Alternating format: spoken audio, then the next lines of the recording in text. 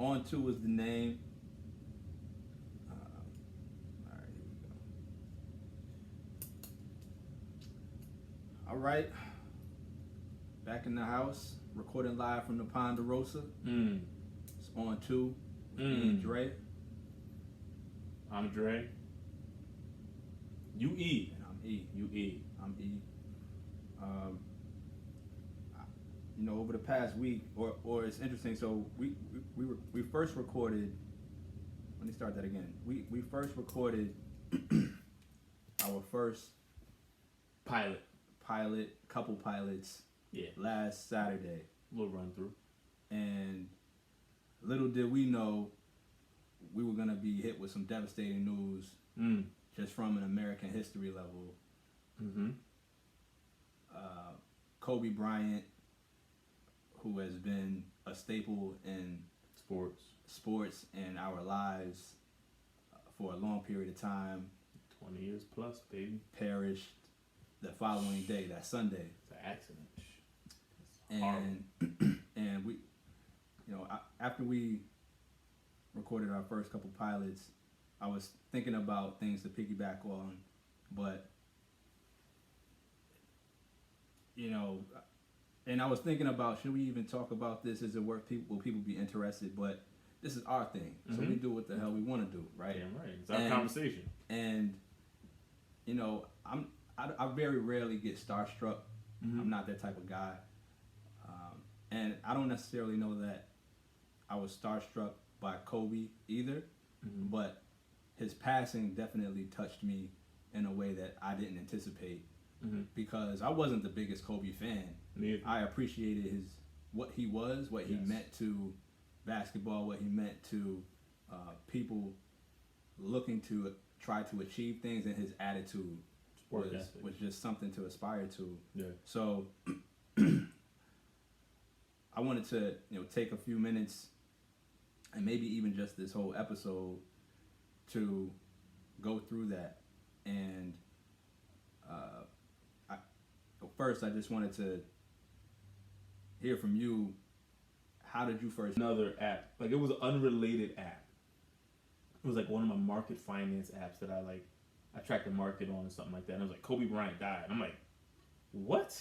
Like, I remember like popping up off the couch going, like, Kobe Bryant? Like, Kobe Bryant. Like, this is not even like, come on, fam. Like, that's a wild stretch. Like, how did Kobe die? So then, which is terrible though. The first thing I went to was social media. I didn't go to the news outlets. I went to social media like, yo, this is really real? Like, cause I got to do like a finance app. So it wasn't even like a TMZ, because I don't follow that kind of stuff, or like none of them other whatever. Yeah. And it was like a finance app. I'm like, damn, why would they be reporting that? So I went to social media, then I saw like the TMZ reports, and I'm like, TMZ screwed up before. Like, what they 9 times out of 10, 9.9 times out of 10, they're usually accurate. Yeah. But I'm like, I need to see it. I need somebody else to confirm. It is so heavy. Yeah, like you need to make sure that this is like for real. Right. So I'm like looking, I'm scrolling, I'm going. A couple people posting it, a couple more people posting it, and people that I know like that, because I'm all athletes that I know, they're posting it. And I'm going, damn, this might really be something. I go to ESPN, they're shaky on it, so they're not reporting. And then I'm like, huh. And then I think like 2 other sources confirmed Kobe passed away, and I was just like stuck. Like, I remember just being like like, what the fuck just happened? Like, this not even. And then of course the first thing I'm thinking is like, all right, how? Then I seen like passing a helicopter, and I'm going, that's weird. All right, then I hope he was like, who was he with? Like, I hope he wasn't with his family. Like. And I'm like, first thing I'm thinking is like, I hope he's not with his daughter, because I know he's been out lately with his daughter. Very visible with her. And I'm going, I hope he's not with her. Like, if he's gone, that's really tough. If he's gone like with any family member or the whole family, like they was on some chilling type stuff, that's gonna be like devastating. And then as the reports kept coming through, it went from like bad to like worse, where I was like, his daughter was on there. Like, that just hit like a lower part of me where I was like, damn, like, come on, man. Like, and then just my timeline was just looking crazy. Where it's like I legit took my phone and just put it to the side. Like I can't do this because it's just too much. Yeah, man. So I'm in a bunch of group chats, right? And I was looking. One of the alerts came in. I was checking the group chat, and somebody took a screenshot. I don't know if it was a screenshot or the link to the TMZ joint that said, Kobe Bryant died in helicopter crash or something to that effect. And it took me back to where, back in the early days of internet and people just kind of pushing stuff out there without confirming stuff, where I'm thinking like the name is so big that this has to be a joke or this has to be inaccurate information. Correct. And I did the same thing as you. I'm trying to go. I'm like, look, well, TMZ. And so in my mind, I'm thinking, TMZ be on point. A lot. Right? This ain't like the tabloid magazines of old, right? Not in the supermarket when you wait to check out. Like, nah, they be on point with theirs. Right, they be on point. So I'm thinking, damn, TMZ, they be having it.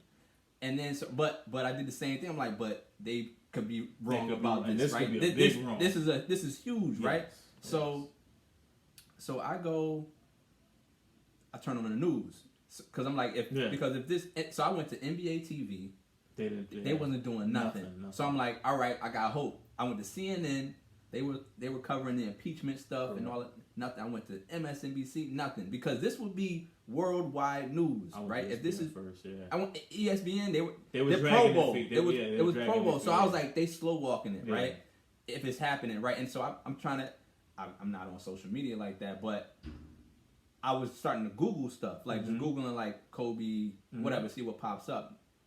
Nothing was popping up, but I was waiting for, like, even if it was wrong, I was waiting for them to correct the record. Yeah. To be like, there's been a false report that Kobe he's actually good, right? But he's good, right? So I'm waiting for all of this, and probably 30, 45 minutes goes by. It was a while. Yeah, it was a minute. And it was a big space. It was a big space between TMZ and everybody else. And then I saw them. They slow walked the hell out of it. Cause then I saw them flash and go to the scene of the crash. Yeah. But they didn't specify who was on it. They just said there's been a crash in Calabasas. Correct. More to come. Blah blah blah.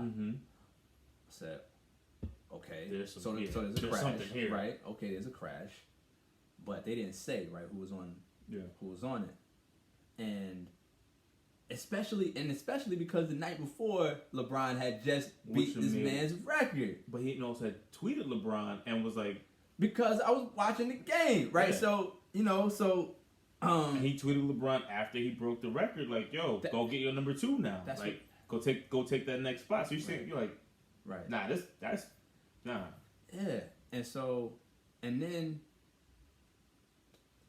the news outlets, boom. Everybody went with it. Then they went with it. It came, and it still came out slow because I was watching NBA TV. I'm like, NBA TV because they were about to play a game. I think it was about to be Houston or something like that. I think it was Houston. Yeah. And I remember, and Brian Shaw was on there, and he was just looking like crazy, sterile. Really? Right.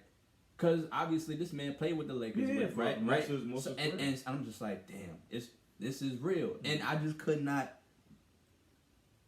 It was very hard to absorb that this person passed. Yeah. And even and as the week went on, as the days went on, you just can't. It's hard to believe, right? And again, I was not necessarily drawn to this guy. I never bought a pair of Kobe's. Never. The Crazy Eights were hard though. Yeah, Crazy Eights were hard. But those probably my favorite Kobe sneakers though. Yeah. I never bought them because I'm not an Adidas guy. I'm a Nikes guy. But I put some respect on the Crazy Eights. Yeah. So, but it hit me like I can't recall another celebrity that has passed in recent memory that has hit me like that. Nip was for me because so I wasn't really close to him like that.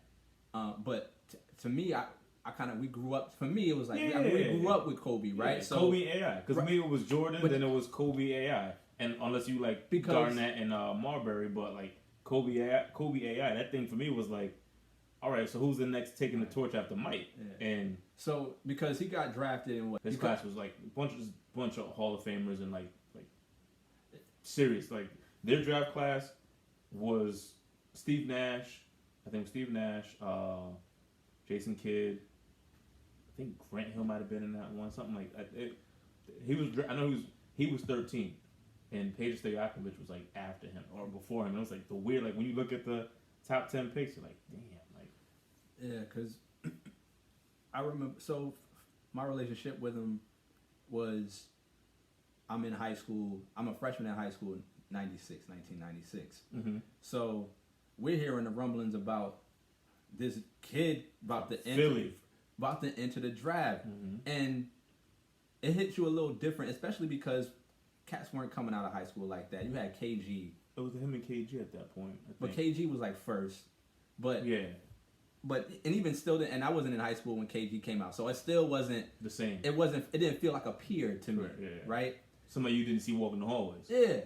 So in '96, they're like, okay, this kid Kobe Bryant, he's coming, out of high school, and it was hard for me to even think about somebody coming out of high school. So I'm looking at these chumps on my basketball team, like, how could anybody think they have the gall to, you're 17, right? You gotta relax, and then have the press for the league to say he's ready too, right? So that was hard for me, and so it's different being professional. Because you playing AAU and you play your high school league, that's cool. But when you're on the road, as much as those guys are, and you have to really work, 17 years old, man, you don't know nothing. Yeah. So which is commendable for Kobe, because you look at Kobe, like, he came 17 and he had a work ethic, man, like, and he proved like he was legit. It wasn't like we gotta wait for him to develop. It was like we had to wait for him to get a shot. Right. And when he got his shot, then it was like it was on. And they moved Eddie Jones out. They had to. Pretty sure somebody was like, "No, we'll be all right. It'll be a little rough, but we'll be all right." And then it wasn't all right. Yeah. Because if any other time, if they make it, they made it. Yeah, right. We don't know. They made it. You see what I'm saying? They made it plenty of time. Exactly, and that's my point. Where he just kind of like, I'll leave it to the pilot, because that's what you do. You see what I'm saying? Like, if you can get us there, then get us there. If not, then we can't. And I'm not putting my 13-year-old daughter, especially if I got 3 other ones at home and a wife, I'm not putting all of this at risk to get to a basketball game. There's going to be many more basketball games. Right. So, I don't see Kobe being, that Mamba we think on the court like that with somebody's life. Like, nah. Yeah. And now I wasn't as familiar with his daughter. Like, again, I didn't follow Kobe closely. I did. So I wasn't really familiar with. I heard about his daughter being pretty good from other people, but it's only been over the past 6 days where I've been seeing all of these posts. Yeah. And just seeing their bond.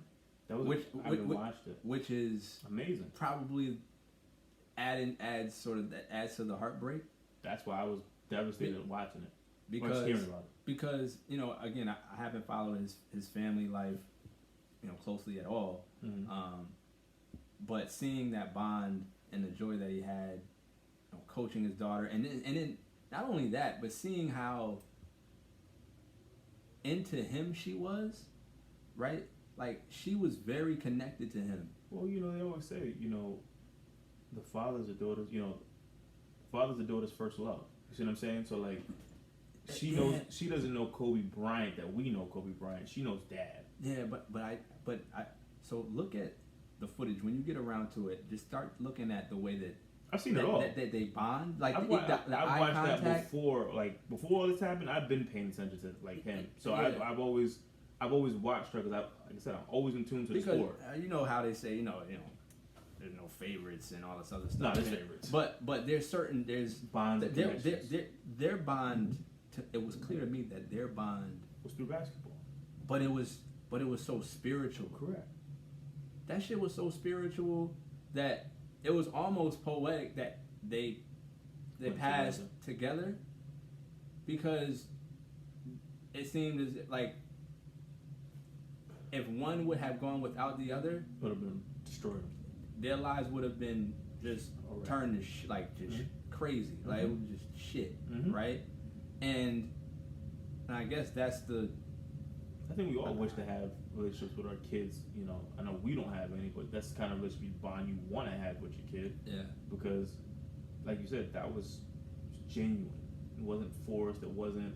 And not to say that the others weren't genuine. No, it was just that they had something different. That's what I'm saying, but that only those two shared. That's what I mean by genuine. You know, like I think every parent has a different bond with their kid. Because you know, I'm the oldest of three, and my bond with my mother is different from my mother's bond with my sister, and my mother's bond with the youngest. Like we all have different bonds with our parents, and it's just the way they connected was so much. One was in public light, and it was around the sport that he dominated, so you're gonna see it differently. You know, I'm pretty sure the other relationships he had with his kids were in a different avenue. It just wasn't around basketball. Like, you know, it's like, so you can't really. Yeah. So it's easy to pick up on that one because she's playing the sport that he's one of the top, depending on how you rank him, in the top 5 or top 10, depending on where you want to rank him, players ever to pick up a basketball. So, you know, and she was good, and she was young. Like that's part that hurt. Like you're like she was about to break the. Step up if you want to, and I always appreciated that. As much as I may have not really cared for anything else about whatever, I was like, when somebody steps up and he's like, yo, I don't care who you put in front of me, I'm gonna get buckets on you, like, and I'm gonna talk shit to you too. Like, he was like that all the time, and it was like, damn, like, I respect that. And then when I actually read Tim Grover's book a couple years back, and I was like, wait a minute, this guy did what? And it was talking about how he, like, one of the stories was he was in the gym at 3 o'clock in the morning with a ball boy and was shooting. The trainer left for like 2 hours, went home to go get some sleep, came back. Kobe's still in there as if he never left. Possessed and still working out. He's like, yo, I left for 2 hours. We had worked out for 3. He's like, so he's been in here 6 hours already just working out as if. And you're talking about this guy he was already accomplished at that point. He had everything. And he's still working everything like that. Yeah. Like that drive is sick. You're either born with that or you're not. You're not. And it's so like when you talk, like people talk that mama mentality, I'm like, there's only certain people who have that. Right. And it's not you can't develop that if you don't already have that within you, because his mindset was like what? His whole mind on off the court was just. That's why it's just so it's such hard. It's tough to absorb this one, to accept this one, because he wasn't just an athlete. That cat was into everything, and he was a critical thinker. I mean, he was just more, and he had just. Yep. Damn. That's why for me it was like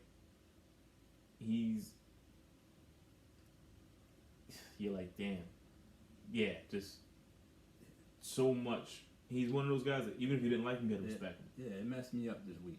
I'm not gonna lie. That's a lot of people. You were the only one. I think the more part that I thought about was just like, what does it feel like as a father to know I can't do anything to save this situation? And you know, he probably tried to do his best to make sure that his daughter was comfortable in the last moments. Man, like, I just hope nobody was like conscious, like when the shit went down. You know that. But my just thing was, I couldn't imagine those last moments though. Like, yeah, terrifying. You know what I'm saying? And you go in it's a kid, like it's a baby. You know, she didn't even start yet. That's the part that hurts. Like, she didn't even get to start yet, and this is the end. Yeah. So that was the heartbreaker for me, because you're going. And it's so final. Like, there's no opportunity for survivors. Nothing. Like, there's no chance. Nothing. So it was all or nothing. That was it. So all or nothing, and you just kind of go, damn. Like, now what? You know. Yeah. You know. You think his wife, she loses never come through that door again. Yeah, like on that last text, that last phone conversation of, I see you in a little bit. Like, you know what I mean? Like, you know, kind of like when you told me about when we started doing this, of just like hearing that voice, of having that last mental record of that person's presence. That's rough. Like, that's the part where you kind of going, ooh, like, there's no coming back from that, or no real way of really dealing with that correctly or appropriately. And I feel bad for all the families involved, especially the what is it, the Altabellis? Yeah. Where you lose your mom, your dad, and your two siblings, so you lost your whole family. And now you're just looking around. You're looking around, going, I lost everything. In one, yeah. Right, and you're hoping that so now they have competent and genuine people around them to take you in. Yeah. Like, that was like, what the, like, in one fell swoop, you know, you gotta talk, like, 9 families have just been just like that, all altered, just which is like that. You know, as you always think you gotta plan for the worst, but you never prepare for the worst. Like, you can't really, you see what I'm saying? Like, interesting. I actually used to live by that. So that whole situation was just terrible. And you just think about, like you said, all the lives affected, all the lives that are altered, all the new normals.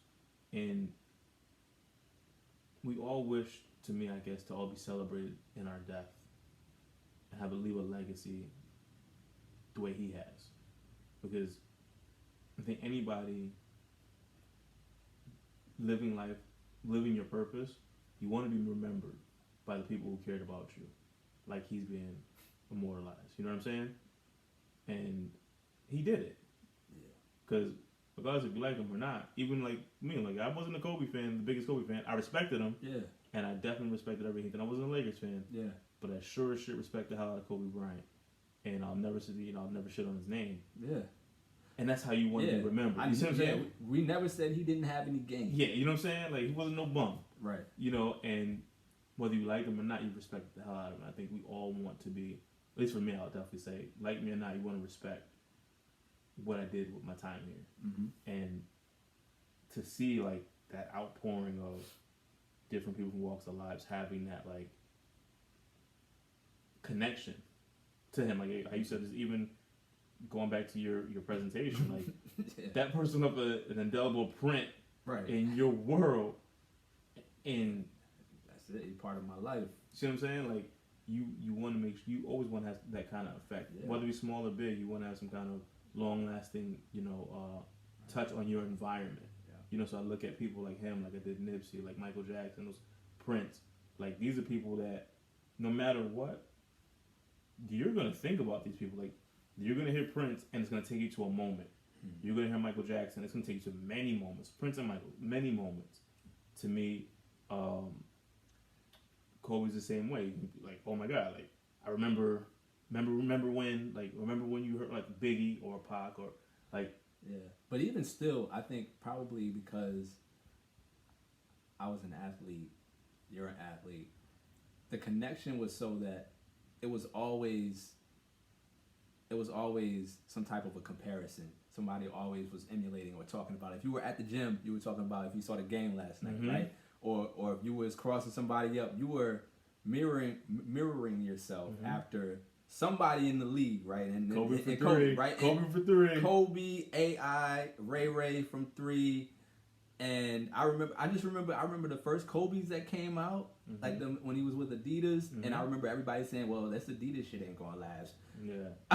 Right. Like, and then obviously it was almost like, everybody knew he was gonna end up with Nike. Yeah.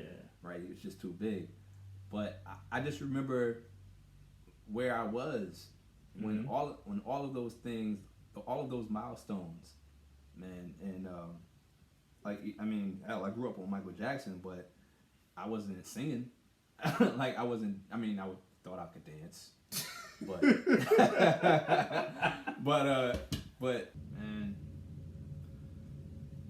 let's wind this down. Shall we? What shall we do? Shall we give Kobe 24? Yeah, you 24 with the 8. 24.8. 24.8. All respect. respect due. That man put in that work. All right, well, we're going to give Kobe 24 seconds, 24.8 seconds of silence.